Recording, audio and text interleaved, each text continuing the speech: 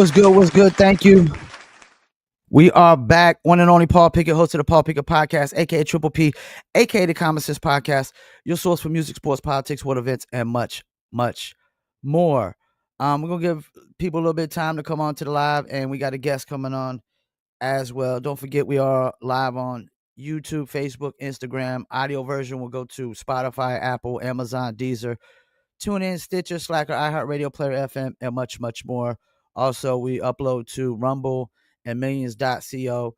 Definitely go check out Millions.co. Look up the Paul Pickett Podcast. We got the new litter apparel on there for all you dog lovers, pit bull lovers, Rottweiler lovers, Doberman lovers, or whatever. As long as you're a dog lover, go check out the new litter apparel.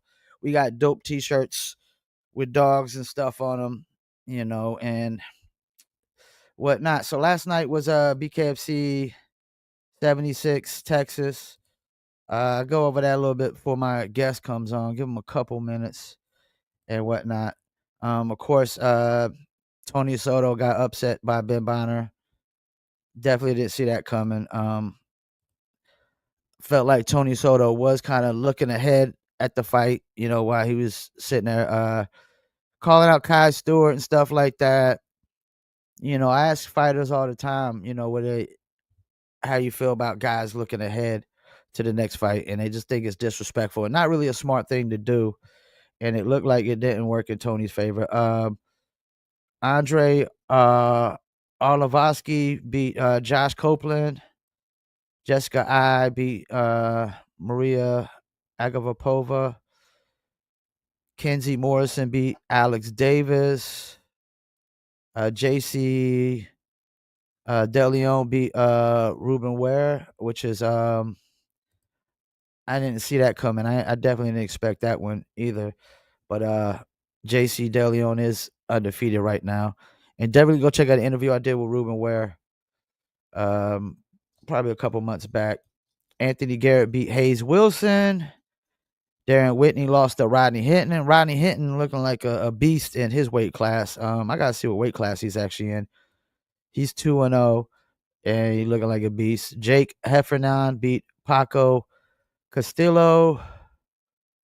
And Willie Gates beat Brandon Meneses.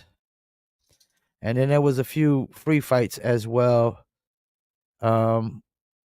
which I didn't see the main fights because I don't have the Zone and whatnot. I usually watch the cards that are on Amazon Prime. But Roderick Stewart beat James Gray. I did see that one. And Jeremy Salsada beat Israel Rodriguez, and I watched that one. And Cameron Delano beat Jesse Desrosier, I guess. And Cameron Delano looking like Redneck Mandel with the cowboy hat on over there. But Rodney Hinton, what is he? He's a welterweight. I ain't gonna lie, he's a beast. He's looking like a beast. He looking like gonna be a problem in the welterweight. And that's actually, if I'm not mistaken, the title that Strode and Cutman are fighting for. That pretty much was vacant. So I mean that. Oh no, that's the one Julian Lane's fighting for. Okay, so yeah, that's gonna be interesting seeing what Rodney's gonna do, man. But he's definitely looking like a beast. Let's see what's up with our guest. Let me hit him up real quick. Make sure he ain't forgot. Sometimes people get caught up, they get forgetful, or something might come up and whatnot. But Chili Too Cold, appreciate you, my guy. No, it's a hot Sunday here in the Ville, like always during the summertime and whatnot. So let's see. Let's hit him up real quick.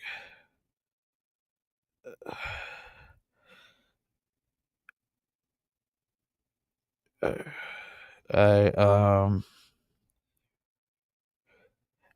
give him a couple minutes and whatnot. Yeah, I mean,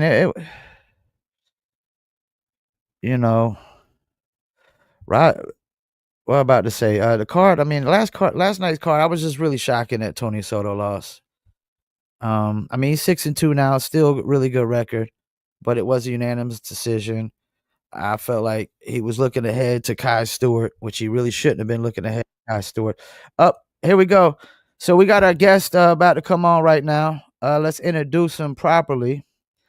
So he originally started in MMA, now in the BKFC. We'll be fighting Philly versus Lewis Rumsey, July 25th, 2025, 8 p.m. Eastern time at the 2300 Arena in Philadelphia.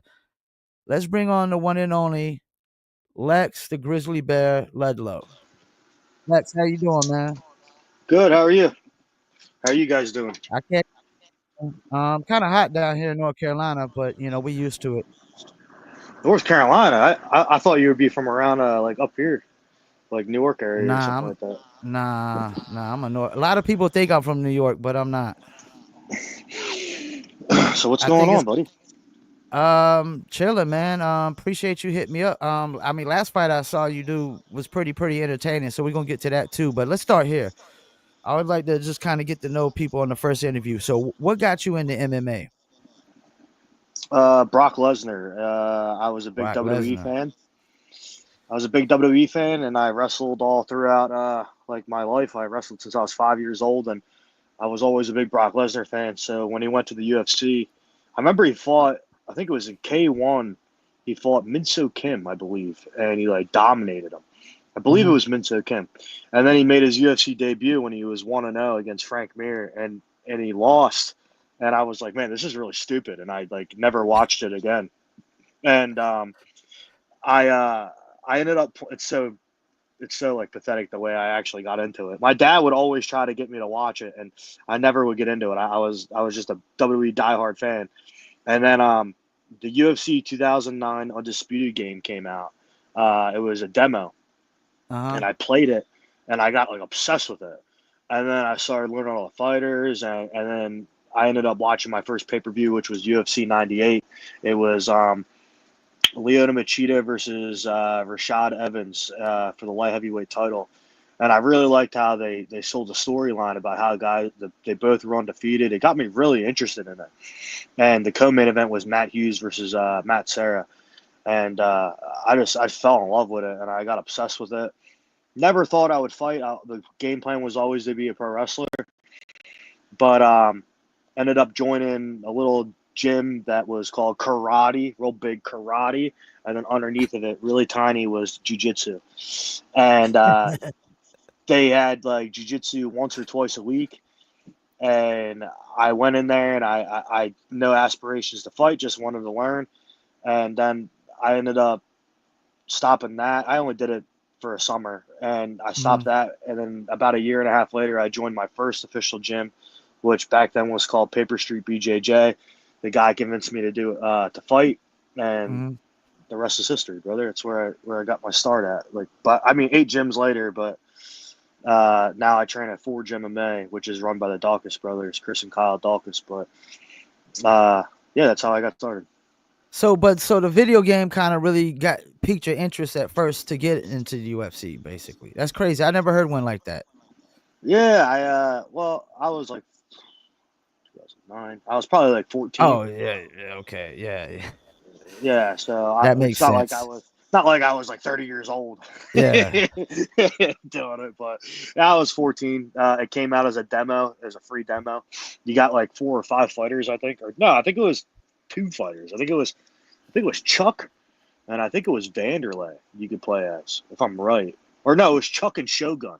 You could play as Chuck Okay. or Shogun, and I got freaking obsessed, and I ended up buying the game, and then learning the ground game by that, and I actually learned like all the positions playing the game. Doesn't mean I was good when I started. It was just like, like I was familiar with half guard, full guard, side control, mount, like back take, stuff like that. So I kind of had a little bit of an idea of what I was getting into, but it was a lot harder to do, obviously. You there, brother? Oh, So you fought some amateur MMA, then you turned pro, and you had this. From what I was reading, you had a 3-fight skid. yeah. And how was it dealing with like 3 straight losses? Is that a really tough time for you? 100%. It made me stop. It made me. If you could tell, you're probably looking at my record right there. I stopped for Okay. quite a while. For quite a while. 2018 to 2024. So what's that? 6 years. Yeah. 6 year layoff. I went, got a job, got really fat, um, gained a lot of weight. I was really depressed and heavy, and yeah, the 3 losses, dude. Mentally, I was very burned out. I was always in the gym. I was training all the time. I don't think I had the right people around me in my life, coach wise, and Uh, now it's a lot different. I have a great structure around me. I have a lot of great training partners.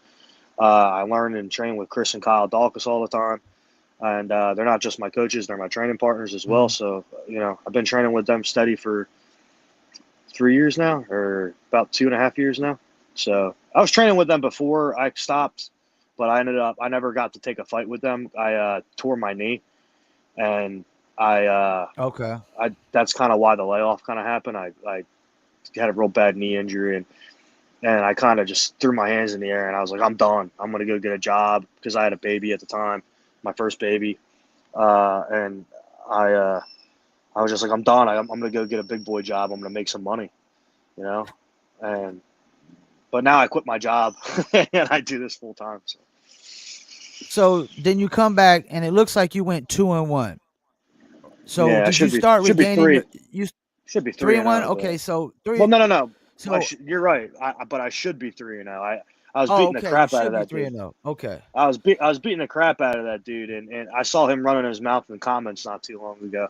And I didn't air it any mind because he was the better guy that day. But I got gassed, dude, and I hope he watches this because me and him both know who the better fighter is, bro. I ragdolled him around for the first round and a half, and I was cutting to 205, and my opponent backed out, so I had to step up to heavyweight. He weighs in at 265. I weighed in at like 218 or whatever the heck I weighed in at. Yeah. So I mean, you run your mouth all you want, but deep down, you know who the better fighter is. So I'm guessing though with those wins you started to regain some confidence. Yeah, I mean, just training with Chris and Kyle all the time. Yeah. They're in my ear giving me advice. What I should be doing, what I shouldn't be doing, positionals and position wise. And back then I was training with like flyweights and like lightweights. I wasn't even training with guys my size. Yeah. So I think it really helps training with really good guys at a really good level. Kyle is Kyle's the number one fighter outside the UFC in the world. And Chris Dawkins is a former number 7 heavyweight in the world. Oh So shit. Yeah. getting the train with those guys every day, dude. I feel like I can hang with some of the best guys. So at what point do you say I'm gonna do bare knuckle and why did you decide you were gonna do bare knuckle? Good question. So I watched I watched an interview. I really think I could build my record back up. I think I could be with MMA. I think I could be a positive record fighter. I think Uh-huh. I'm a lot better than what my record shows for sure. I think when I was younger, I made a lot of mistakes, and I think if I were to go and do it over again with the mentality I have now, I think I would. I think I would be an undefeated fighter right now. But well, for that time. But uh, what made me get into it was, I saw Dana White do an interview. And Dana White said, "Listen," he said, "I'm not hiring anybody over the age of 30 anymore. He doesn't want 30-year-old prospects anymore. He just wants to stick with the young guys." So that kind of sounds to me that I gotta win at least 10 fights, and at least it sounds like I gotta finish at least 9 of them. You Yeah. get to a certain point where you're fighting real good fighters, and you're not gonna get finishes. They're gonna be decisions, or you might get finishes. You're not always the best fighter every day. You know what I mean? Yeah. Some day you have bad days.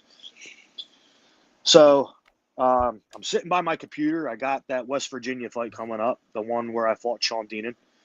And I'm just sitting at my computer, and then all of a sudden my phone lit up. I had a notification from Nate Shook.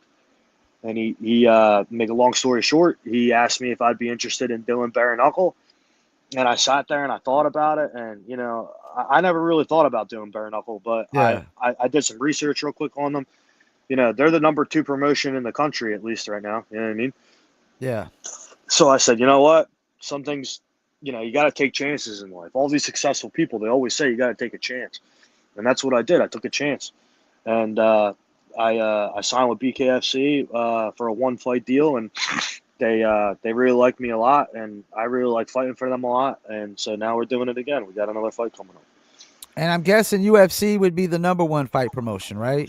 Well, I mean that's obvious. Like I'm not. It's not a knock on BKFC. Yeah. It just is what it is. They're number one, and they just been around for so long. You know, BKFC is new, and I think the tides could turn one day. You know, it's going to take a while, but you know Yeah. they're new. They're newer. It's going to take a while. But it makes sense for you. Like you said, UFC's talking about if guys are a certain age, they don't want you no more. So if you can't go to the number one fight promotion because of age, let's go to the number two. Because I've seen guys fight in BKFC till they're 50. Yeah, I mean, a lot of those fighters they say you do this. Like a lot of the guys that were in the UFC that go to BKFC, they're like, this is something you do. This is something you do towards the end of your career. I don't Mm-hmm. know, dude. I think it's just something you do if you want to do it. You know what I mean? Like I know there's a scar tissue thing and like with getting hit and stuff like that, but you know, I think a lot of those guys in BKFC that they fight. Like I just started watching it. Like last Mm-hmm. night was my first pay per view event that I watched, the DAZN card for Texas.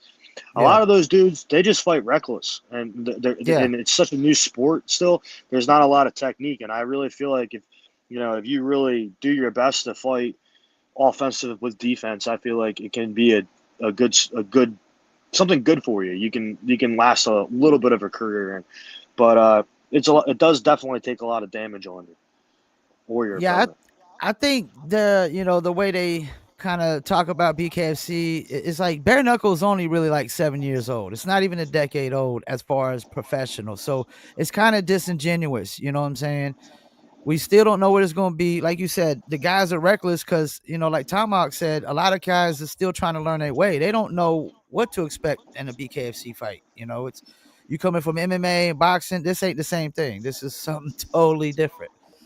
It's more of So a street fight right now. yeah, yeah, You know what I definitely. mean? But I like how I look at it. I kind of bring a little. I try to bring a little bit of both to it. Yeah. Try to bring the technique with it as well, and it paid off for my last fight. So I'm definitely going to be coming in there with a game plan and a strategy in this one as well. Well, let's get into the last fight. You fought a guy interviewed on this show before, Conor McKenna. Was that fight of the night, if I'm not mistaken? You're right. We won fight tonight. Yeah, and that's your debut. That's a good debut when you get fight of the night. Thank you, man. Appreciate you. I think that's definitely something to be proud of as a fighter coming into a new sport that you get fight of the night. I mean, not you know, I still don't know what the bonuses are because I know sometimes they be late on paying the bonuses. So every time I ask the guys like, "What was your bonus?" They're like, "Man, I ain't got it yet." Yeah, I got it, but I know you I don't can't feel tell probably because yeah. contractual stuff and whatnot. They But do okay. so he was talking in that fight a lot. What was some of the things he was saying in the middle of the fight? Mm, he's just calling me curse words and stuff. Is that all he was I, doing? He was just cussing at you? He's just a bully, but I like Yeah, him though. I mean, me and him are cool now, but he's a good yeah. guy. He's just cursing at me and stuff, and just trying to be a bully. And when I'm in there, I'm the bully. You know what I mean? I bully you, so his words mean nothing to me because I'm punching you in the face. You know what I mean? If he was hitting me and saying stuff, that probably would have been different. But I Yeah. know he was getting lit up, and he only hit And me then like talking shit. Yeah, talking shit. So yeah. He's got a chin though. I told him that. I said you got the crimson chin. You know what I mean? I called him Crimson Chin. But listen, like he only landed like 5 decent shots in the fight. You know yeah, what I mean? Like he got I think they said he landed like 30 or 40 punches on me. I guess they counted the stupid ones in the clinch. But yeah. he only landed like 5 or good shots. Nothing ever hurt me. I was never dazed or anything like that. So he I knew when he was running his mouth it was a tactic to throw me off, and Yeah, I'm yeah. locked in. I'm locked in there, dude. You were I'm locked in. focused. You were Like locked in, dude. I'm Yeah. trying to rip your freaking head off. You know what I mean? Like when I'm in there with you, like you're like I'm trying to take your head off your shoulders, literally. But I also do think that was part of the reason why the fight was the most entertaining fight that night. Because even though you was hitting him and stuff, when he wouldn't go down, he would just he would just do some crazy thing, and I'm just like, damn, Connor just he wild because he normally don't do that in fights. Because I think last fight he got pulverized, You know what I'm saying? Before that, so he, I Well, if guess you he go didn't have a back, chance to do that. and you watch him fight Zach Calamus or Is whatever that that weird, Calmus? Yeah. yeah, whatever that weird Yeah. guy's name is. Um, Calmus. he actually hits Calamus a lot on that fight. He lands some Yeah. good shots on Calamus. He don't do Yeah. that to me, dude. He didn't do that to me, and it was a smaller ring too. You know what I mean? So, Yeah. I think Conor McKenna's. I think he's a lot better than what his record is. I think Yeah. that I think he's just been getting a lot of tough matchups, and I think I would really like to see him fight the guy I'm fighting next. I'd really like to see Okay. that fight happen.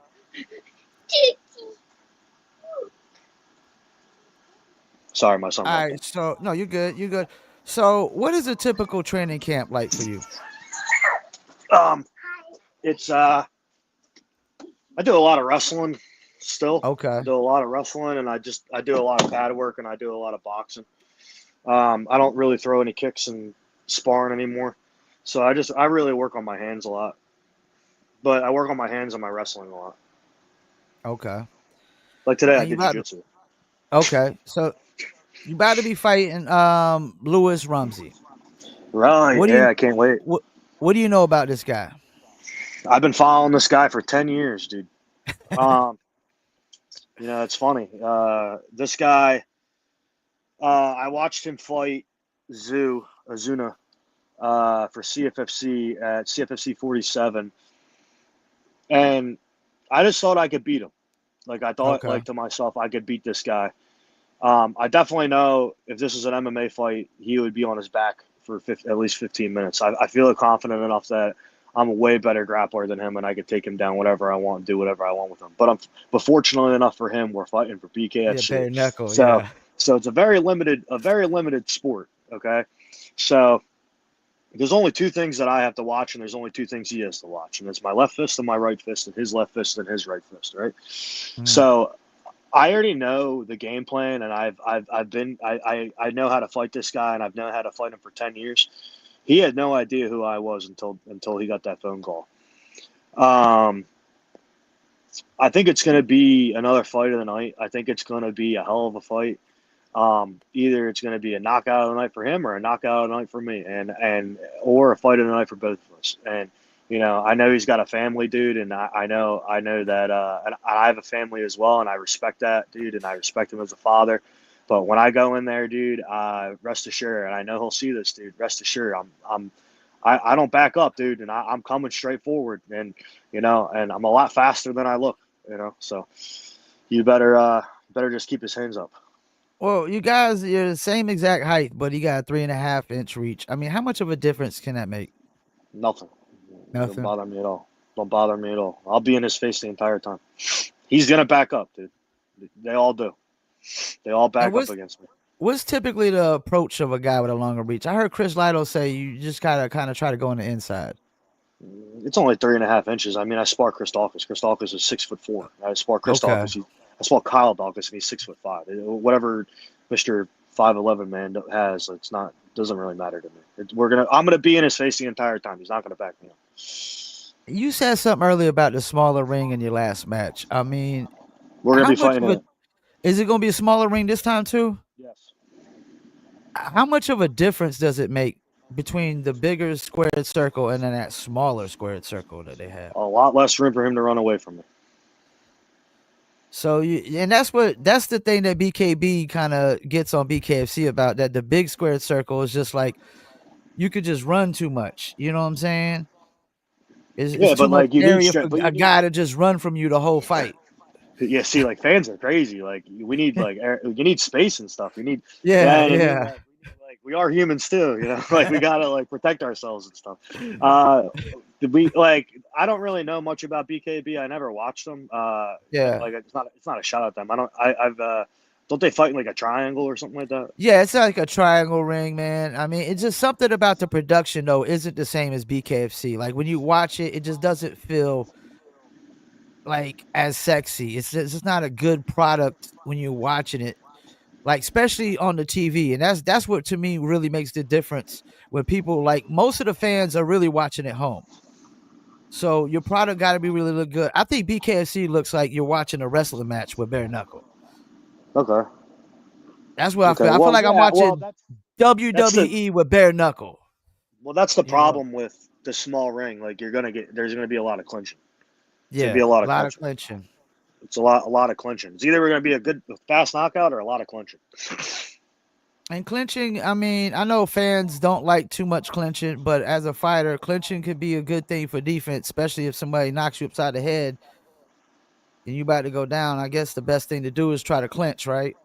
Well, listen, dude, I'm a wrestler, so I like to Yeah, clinch, yeah. and he And likes to some clinch dudes too. don't like to He, clinch in this sport.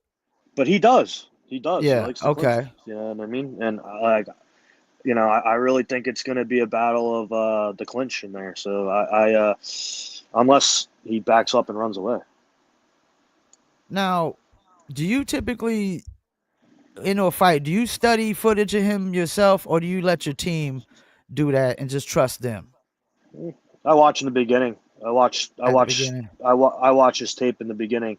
I'll watch Okay. it again. We're about like a little less than 5 weeks out, but I'll probably watch it again sometime next week, and then I'll be done. Okay. So you put a lot of trust into your team basically. Yeah, 100%. Well, it's just I have a visual. I visualized. I already visualized how the fight's gonna go, and you know, I really think it's gonna end up the way I want it to end up, and you know. I mean, I already told you I'm going to be in this guy's face the entire time. I fight the same fight. I'm always in your face, and but I think he's going to be surprised because I had the stomach flu the last fight. I was throwing up and I had bathroom problems the whole week of that fight. And there was a point where I almost pulled out of the fight because I didn't think it was going to be smart. But the day of the fight, I actually started to feel better, like somewhat better. But I was supposed to weigh in at 230 for that fight, but I got so sick I ended up weighing in at like I think 218 or something like that Mhm. because I was so dehydrated and You throwing lost up and weight? stuff. Yeah, I Yeah. lost a bunch of weight. So, but we ain't having that problem this time. And even that, like if you go in with like a real bad flu or something, that definitely can give the other fighter an advantage, right? If you go back and you watch it and you watch it with your headphones in, you'll hear me sniffing a lot, like Okay. it's because like You I'm still just had a sick. runny nose and all that? Yeah, I Yeah. was sick. I was so sick. All right, so fighting, what's the worst injury you've had like mid-fight or in a fight, period? I don't You think never any. had no injuries that you had to deal with? No.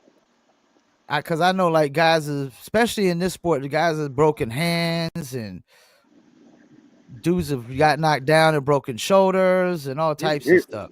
here's a crazy fact for you, brother. I landed 70% of my strikes in my last fight. Damn. I'm pretty accurate, dude. Yeah, that's pretty good. Yeah. I make them count, dude, and I throw them hard. You know what I mean? So let's talk about bare knuckle, and not just BKFC, but bare knuckle in general. Where do you see this sport in the next 3 to 5 years? 35 years. I mean, I still see them at number two. Um, but I think within the next 10 years, I could see a potential competitor, like a real like they're I think they're obviously competitors right now, but I see a real Yeah. competitor. You know what I mean? Where like maybe even UFC's bidding for guys, and they're bidding back and forth. And what do you think it's going to take to get bare knuckle over that edge past the UFC? Just time, probably. Somebody like me, Okay. a loud mouth guy that isn't afraid to say what he has to say. You saw my call out. That's what I was just about to ask you. Are you into calling out guys? Who'd you call out? I called out Fedor Emelianenko, brother, Okay. Okay. Why him specifically? because he got offered a $2.5 million contract and he turned it down. Why did he turn it down? I'm his Huckleberry, brother. I'll be his Yeah. Huckleberry. I'll fight Fedor Emelianenko. He's the money fight, dude. He's the greatest heavyweight of all time. I want to see it. I want to feel the aura when I step in that ring with him. I think I'm gonna get it, dude. I'm really manifesting this. And I really think the fight's gonna happen. And you A talking about lot him more. fighting bare knuckle? Yeah, dude. Yeah, he got offered to fight for bare knuckle, and I heard it just didn't pan out that way. But I heard, Wait, I so know that wait, he's wait. still. You saying they offered him 2.5 million to fight bare knuckle? Is that what you saying? That's what I read. I don't know if that's true. That's what I Okay. got. That's what I read. I don't know. I don't really. I have a manager that talks to BKFC. Yeah. I don't. I don't talk to them. So I'm going off of what I like. I read. I read whatever I'm saying. I'm reading what you can read. Yeah. Well, I would think it could be highly possible because I've heard Mike Perry's gotten close to $1 million or $1 million for a fight in BKFC before, if I'm not mistaken. I could be wrong, but that's what I've heard. Well, You know. we're talking about the greatest heavyweight of all time. Yeah, that's what I'm saying though. Like if Mike Perry could get close to, like I heard he got maybe it was 400,000 or close to $1 million. I mean, so somebody way greater than him probably get a hell of a lot more. Yeah. So former Pride champ, former Bellator title contender. He's beat a bunch of great guys, but he's also fought a lot of sucky guys. And when I say sucky guys, I mean typical Russian fights guys with no friggin' fights, or Fedor Emelianenko is the king of fighting guys that are middleweights and light heavyweights and getting knocked out by them. So I'm that guy. I'm a former middleweight. I used to fight at 185, and I do plan to go to 205 after this fight. This should be my last heavyweight fight, unless it's for Fedor Emelianenko, and that's the fight that I want. And I know for a fact that I could beat Fedor Emelianenko.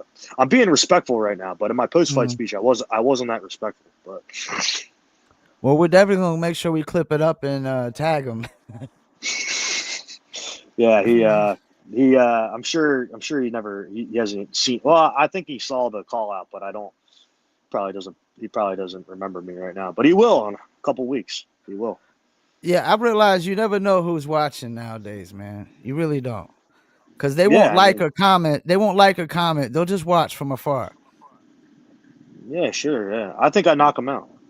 So I think he's they the had old age some kitty. they had some news I saw last night. They said John Jones retired from the UFC. What was your reaction when you saw that? The greatest fighter of all time. Congratulations. Everybody says Okay. he ducks Tom. Everybody says he Yeah, ducks that's what Tom everybody's Aspinall. saying. They said he Yeah, was guess ducking. what? Guess what? He made a huge business decision. GSP said if he would have lost a fight and then retired, he would have lost on millions of dollars, and it's exactly why John Jones isn't taking that chance. And I'm glad you said that. I've always been a strong component of if you're a champ and you could go out the champ, go out the champ. Nobody said Khabib was ducking Yeah. when he retired. He did retire when he was 30 years old. Yeah. No one said he was ducking. He could have moved up at weight and fought. He didn't do that. Well, they said Lennox Lewis ducked the one of those Russian guys that he was supposed to fight, but he went out the champ. So it's like, One of those okay, but he went out on top. One of the Klitschko's. I think, yeah, one of those brothers. One of those brothers, the punch clinch guys. Yeah, which they Yeah, did take over boxing for a little while afterwards. Or at least one of the brothers did, but I can't watch boxing, dude. It's so boring. I can't either no more. It's not what it used to be. Just punch clinch. That's what they all do. That's crazy. Couple more questions and we're gonna let you give us some shout outs. So what advice would you give to somebody coming from like MMA into bare knuckle? It's a good question. What advice would I give someone? I don't really know. I think it's easier and harder. If that makes Okay. sense. I think it's Okay. easier because it's limited, and I think you don't have to worry about getting knee kicked, elbowed, or taken down. But I think it's harder because the impact is obviously a lot different. But other than that, like these, I feel like getting hit with a bare fist just feels like an elbow. Put your hands up again. What it looked like? I mean, them jokers look like they still got bruises on them. Yeah, just from hitting the heavy bag. But I hit the heavy bag bare fist. But Okay. yeah, I mean I condition them, but no, they're fine. They don't hurt. Yeah. I'm ready to go, dude. I wish it was this weekend, dude.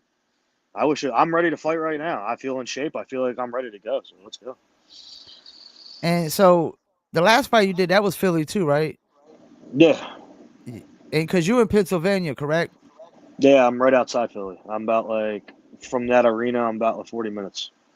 and you definitely should be getting a lot of good fights, I would think, coming up this year. Because I mean, David Feldman, being that he's from Philly, he's definitely gonna milk doing shows in Philly as much as he can, especially when they sold out the Wells Fargo Arena like 13,000. I mean, you know, 17.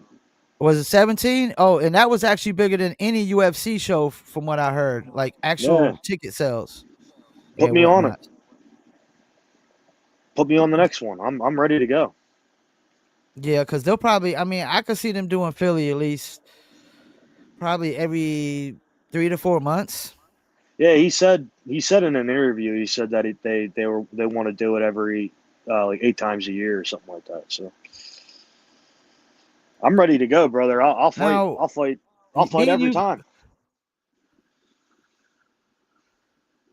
being you from Philly, is there any other guys on this Philly card that's from your way that people might be underestimating, overlooking? I'd have to see the card. I know the violent hippie dude. I talked to him a lot, and I actually like that dude a lot, man. The violent hippie guy. I think he's going to be the fight after me. But he was the fight before me. He's the guy that got the fastest knockout in BKFC um, for the last card. I was actually hanging out and talking to him a lot in the back, and I like that dude a lot. And I gotta shoot him a follow on Instagram. But I like that guy a lot, the violent hippie guy. What about this guy Dustin Pog or Peg? I Peg, always Dustin Peg. butcher names. We're under the same management team. Okay. Um, Honestly, brother, I think I watched him fight a couple times in the UFC. I think I tried. I think I watched. I don't remember that night too much. It's like that night. Like it was just awesome. It was a great night. I remember I watched it a little bit. I know Dustin's a dog though, dude. He's a good fighter, bro. And I know. I feel like I don't know if he's ranked for BKFC or not, but he should be. I think. I mean, he's 4-2. That's a pretty good record as far as bare knuckle standards go right now. Yeah, right. Yeah, he's a good fighter, dude. He was. I think he was. I think he had a decent record in the UFC as well. I'm not sure though. I don't remember. I don't bash anybody, So, but I don't bash anybody, Paul. I don't bash anybody but Fedor Emelianenko. uh, yeah, I mean, everybody got to stick with they support their team guys, I would think. Yeah, I mean we don't train together. Like I think he lives in North Carolina. Oh, does he? I I didn't know think that. either north or south. Okay. Yeah, he might. I have to check that out. So, you going for the knockout in this fight? Always, dude. I was going for the knockout that Always. last fight. He just had the crimson chin. Okay. Okay. Can we expect a knockout? You think it's gonna go distance, maybe 3, 4, 5 rounds? 3 rounds. 3 rounds at most. Hmm. I think that's good though. I mean, I think 3 rounds makes for a good fight, especially if you're trying to get fight for the night. But I know you ain't probably pushing to try to get fight of the night. You just probably want to win more than anything. And then if you Well, get that's just fight of how the I. night, it just happens. That's just how I fight. That's not. I've gotten fight of the night for like regional shows before, but I always try to put on a good fight. But I I don't see this going past 3 rounds. Well, what is it? What's the date on this? July 25th. So we got a exactly And I'm almost on the like poster. I'm on the 30 days. poster, brother. You're on the poster too? Yeah, dude. I mean, a couple more fights. I mean, you probably should be getting into like co-main event and feature fight territory, I would think. Yeah, dude. They put me on the poster. I think I'm Because like. I think I'm like. I think I'm like right below. I think I'm like 2 fights below the co-main event. So I think yeah. I'm. I think I'm below the featured fight. I don't remember. I'm like one of them. Yeah, you're 2 fights below the feature fight. I just interviewed the guy in the feature fight, John Garbarino. I don't know if you're familiar with him. Yeah, we're on every card together, regional and BKFC. We're always on the same cards. Yeah, Johnny Cannoli. I actually like the guy. He slaps people with cannolis. I think it's good for entertainment purposes. You know what I'm saying? The Yeah, sure. weigh-ins can be kind of boring sometimes. Sometimes you see some weigh-ins and I feel like I just wasted like 30 minutes of my life. Some of the weigh-ins because they just come there and they just they stare. But it's good to see a little push here and there. A little bit riled up. You know what I'm saying? I'm very stoic, and I'm just very just yeah. I'm locked in, dude. Like Yeah. I'm sitting there, and I don't really care about the hype at that point. My hype is me talking trash, and I'm a trash talker. But I really respect Lewis a lot. Lewis has been around. Lewis had his first fight. I'm pretty sure it was either his amateur or his pro fight. He had his first. He was 17 years old when he had his first fight, and that was Damn. in 2007. I was 14 years old when he had his first fight. So or I was even younger than that. I think seventh grade, 2007. So however old you are in the seventh grade, that's how old I was. And he had his first fight then. So like I said, dude, this guy's been around for a long time. He's 35 years old, but he's been around for a long time, and it's a fight that I've always wanted, and I can't wait to get in there with him. Can't wait to meet him. Can't wait to shake his hand. My name is the Grizzly Bear, so I can't slap him with a cannoli. I could probably give him a steak, You or slap him something. with a But other paw, than man. You slap him with your paw. maybe, but nah, I'm not that way. But I'm gonna shake his hand, stare him down, then fight him the next night.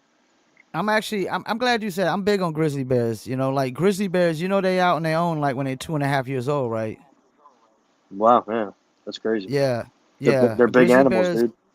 yeah, they're huge. I mean, they literally, as soon as they get to a certain age, like, all right, you kick rocks, go take care of yourself, man. And they big enough to do it, man. And they're very, very temperamental. My Very thing is temperamental. the reason I was called the Grizzly Bear is because I forward pressure and I am on you and I just don't back off. Yeah, that sounds like a grizzly bear. For sure, brother. Well, before we let you go, man, any shout outs you want to do, like sponsors or anything of that nature? Uh, we could shout out Capital Lending. They always sponsor me for every fight. We could That's what's shout up. out Roma Delight Pizza over in Abington, PA. I'd like to shout out the Forge MMA, brand new gym just opened last week. Just joined with the Dawkins brothers. We were at a different team, but now they branched off into to do their own thing. Very excited for those guys, man. They're great stand-up dudes.